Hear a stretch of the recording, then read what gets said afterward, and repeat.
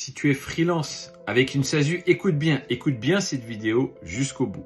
La première année où je me suis lancé en tant que freelance, j'ai ouvert une SASU comme tout le monde. Tout le monde m'a dit de faire ça, de toute façon c'est le classique, je l'ai fait. J'ai facturé 100 000 euros. Écoute bien, j'ai pris des notes parce que c'est long. Écoute bien ce que j'ai payé sur ces 100 000 euros. Impôt sur les sociétés, 15 000 euros. Cotisation sociale, 27 000 euros. Donc je me suis versé un salaire de 3 000 euros net par mois. Frais de fonctionnement, 5 000 euros. Impôt sur les dividendes, 5 000 euros. À la fin, j'ai récupéré 12 000 euros de dividendes. Impôt sur le revenu ensuite, 3 000 euros. CFE, 350 euros. Mutuelle, 680 euros. Assurance obligatoire, 200 euros. Donc au total de tout ce que j'ai dû payer, 56 000 euros pour une facturation de 100 000 euros. Plus de la moitié. Il me reste 44 000 euros. Et écoute bien la meilleure de l'année. Quand je me suis lancé, en fait, avant, j'étais manager dans un cabinet de conseil. Je gagnais plus en tant que salarié. J'ai pris tous les risques. Malade, pas payé. Vacances, pas payé. Le client qui peut arrêter quand il veut à la fin du mois le contrat. Je voulais devenir entrepreneur. Donc j'ai réussi à facturer beaucoup plus. Mais je me suis retrouvé dans le piège où, quand tu te lances en tant que freelance, tu dois comprendre ce que ça veut dire. Le net dans ta poche, en fait.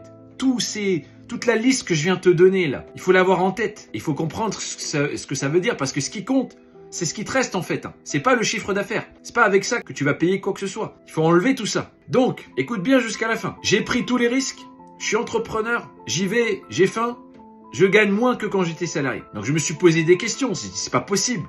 On marche sur la tête. Le système, il peut pas créer un modèle économique où celui qui prend les risques et crée plus de valeur gagne moins que celui qui reste dans sa zone de confort. C'est pas possible. Et écoute bien ce qui m'a sauvé, parce que c'est pas fini. La plupart des vidéos, ils s'arrêtent là. Avec le mec, ouais, c'est nul la France, machin.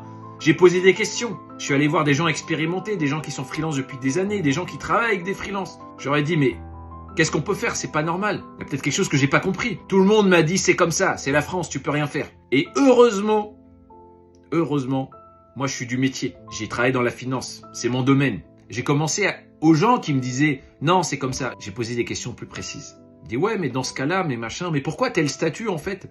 T'as vu, il y a des différences, explique-moi. » Ils connaissaient rien. Donc j'ai compris qu'attends, tous les gens là qui me disent « Ouais, mais c'est comme ça, machin », connaissent rien au sujet. Qui connaît vraiment le sujet de la fiscalité des entreprises? T'as fait le truc classique comme tout le monde. Et la plupart des comptables, c'est des comptables de premier niveau, ils répondent à des questions précises. Mais toi, tu connais pas le sujet.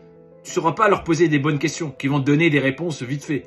C'est comme ça. Donc qu'est-ce que j'ai fait? J'ai creusé sérieusement le sujet. J'ai payé des experts. J'ai travaillé avec des gens qui s'y connaissent. Et la bonne nouvelle, c'est que quand tu fais ça, j'ai mis en place une stratégie qui me permet aujourd'hui de payer 20%. Sur 100 000 euros, je mets 80 000 euros légalement dans ma poche. Là, ça vaut le coup d'être entrepreneur.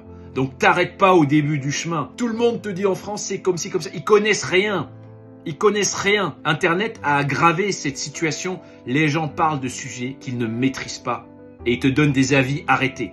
Creuse. Le système ne peut pas exister parce que tu dois payer 50 ou 60%. C'est que tu utilises le mauvais système, celui qu'on te donne. Hey, c'est comme tu arrives, tu connais pas quelqu'un dans un magasin et il te donne le truc de base, quoi. Demande voir ce qu'il y a dans l'arrière-boutique.